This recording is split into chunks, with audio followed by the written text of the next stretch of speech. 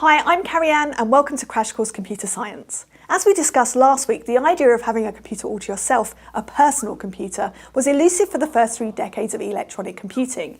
It was just way too expensive for a computer to be owned and used by one single person. But by the early 1970s, all the required components had fallen into place to build a low-cost but still usefully powerful computer. Not a toy, but a tool. Most influential in this transition was the advent of single-chip CPUs, which were surprisingly powerful, yet small and inexpensive. Advances in integrated circuits also offered low-cost solid-state memory, both for computer RAM and ROM. Suddenly it was possible to have an entire computer on one circuit board, dramatically reducing manufacturing costs. Additionally, there was cheap and reliable computer storage like magnetic tape cassettes and floppy disks.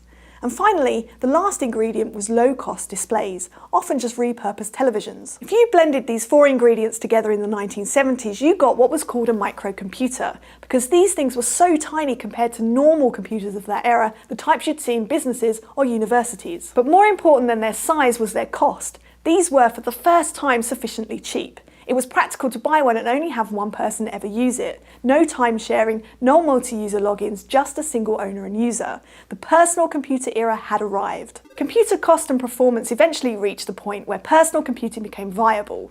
But it's hard to define exactly when that happened. There's no one point in time, and as such, there are many contenders for the title of first personal computer, like the Kenback 1 and the MCM70. Less disputed, however, is the first commercially successful personal computer, the Altair 8800. This machine debuted on the cover of Popular Electronics in 1975 and was sold as a $439 kit that you built yourself. Inflation adjusted, that's about $2,000 today, which isn't chump change, but extremely cheap for a computer in 1975. Tens of thousands of kits were sold to computer hobbyists, and because of its popularity, there were soon all sorts of nifty add-ons available. Things like extra memory, a paper tape reader, and even a teletype interface. This allowed you, for example, to load a longer, more complicated program from punch tape and then interact with it using a teletype terminal. However, these programs still had to be written in machine code, which was really low level and nasty, even for hardcore computer enthusiasts. This problem didn't escape a young Bill Gates and Paul Allen, who were 19 and 22 respectively. They contacted MITS, the company making the Altair 8800, suggesting the computer would be more attractive to hobbyists if it could run programs written in BASIC, a popular and simple programming language. To do this, they needed to write a program that converted basic instructions into native machine code, what's called an interpreter. This is very similar to a compiler but happens as the program runs instead of beforehand.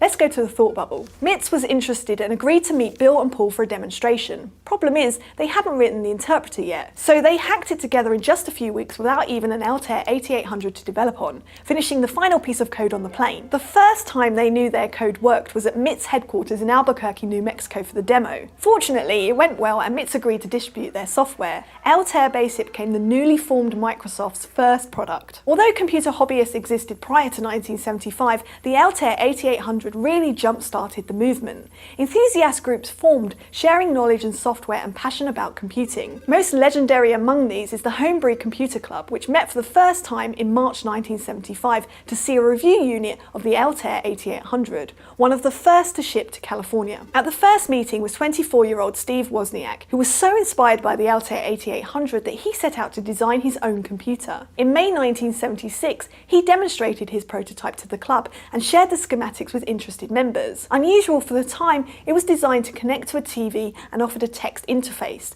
a first for a low-cost computer. Interest was high, and shortly after, fellow club member and college friend Steve Jobs suggested that instead of just sharing the designs for free, they should sell an assembled motherboard. However, you still had to add your own keyboard, power supply and enclosure. It went on sale in July 1976 with a price tag of $666.66. It was called the Apple I, and it was Apple Computer's first product. Thanks, Thought Bubble! Like the Altair 8800, the Apple I was sold as a kit. It appealed to hobbyists who didn't mind tinkering and soldering, but consumers and businesses weren't interested. This changed in 1977 with the release of 3 game-changing computers that could be used right out of the box. First was the Apple II, Apple's earliest product that sold as a complete system that was professionally designed and manufactured. It also offered rudimentary colour graphics and sound output, amazing features for a low-cost machine. The Apple II series of computers sold by the millions and quickly propelled Apple to the forefront of the personal computing industry. The second computer was the TRS-80 Model 1, made by the Tandy Corporation and sold by Radio Shack, hence the TRS.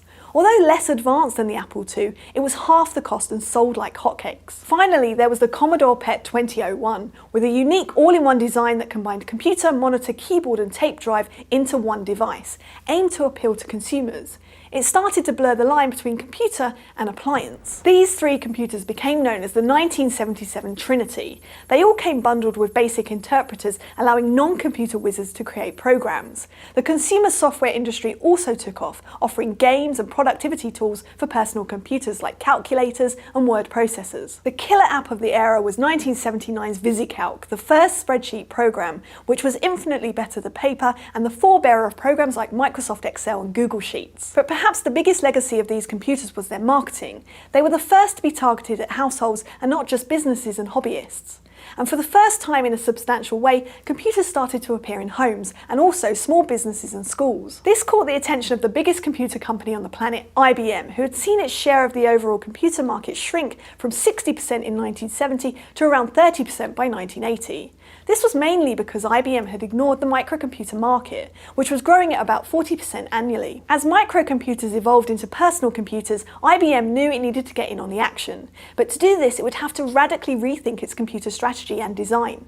In 1980, IBM's least expensive computer, the 5120, cost roughly $10,000, which was never going to compete with the likes of the Apple II. This meant starting from scratch. A crack team of 12 engineers, later nicknamed the Dirty Dozen, was sent off to offices in Boca Raton, Florida, to be left alone and put their talents to work. Shielded from IBM internal politics, they were able to design a machine as they desired. Instead of using IBM proprietary CPUs, they chose Intel chips. Instead of using IBM's preferred operating system, CP/M, they licensed Microsoft Disk Operating System, DOS, and so on from the screen to the printer. For the first time, IBM divisions had to compete with outside firms to build hardware and software for the new computer. This radical break from the company tradition of in-house development kept costs low and brought partner firms into the fold. After just a year of development, the IBM Personal Computer, or IBM PC, was released. It was an immediate success, especially with businesses that had long trusted the IBM brand. But most influential to its ultimate success was that the computer featured an open architecture, with good documentation and expansion slots, allowing third parties to create new hardware and peripherals for the platform. That included things like graphics cards, sound cards, external hard drives, joysticks, and countless other add-ons. This spurred innovation and also competition, resulting in a huge ecosystem of products. This open architecture became known as IBM Compatible. If you bought an IBM compatible computer, it meant that you could use that huge ecosystem of software and hardware. Being an open architecture also meant that competitor companies could follow the standard and create their own IBM-compatible computers. Soon, Compaq and Dell were selling their own PC clones, and Microsoft was happy to license MS-DOS to them, quickly making it the most popular PC operating system. IBM alone sold 2 million PCs in the first 3 years, overtaking Apple. With a large user base, software and hardware developers concentrated their efforts on IBM-compatible platforms. There were just more users to sell to. Then people wishing to buy a computer bought the one with the most software and hardware available, and this effect snowballed. Whereas companies producing non-IBM compatible computers, often with superior specs, failed. Only Apple kept significant market share without IBM compatibility. Apple ultimately chose to take the opposite approach, a closed architecture, proprietary designs that typically prevent people from adding new hardware to their computers. This meant that Apple made its own computers, with its own operating system and often its own peripherals, like displays, keyboards and printers. By controlling the full stack from hardware to software, Apple was able to control the user experience and improve reliability. These competing business strategies were the genesis of the Mac versus PC division that still exists today, which is a misnomer because they're both personal computers, but whatever. To survive the onslaught of low-cost PCs, Apple needed to up its game and offer a user experience that PCs and DOS couldn't. Their answer was the Macintosh, released in 1984. This groundbreaking, reasonably low-cost, all-in-one computer booted not a command-line text interface, but rather a graphical user interface. Our topic for next week. See you then.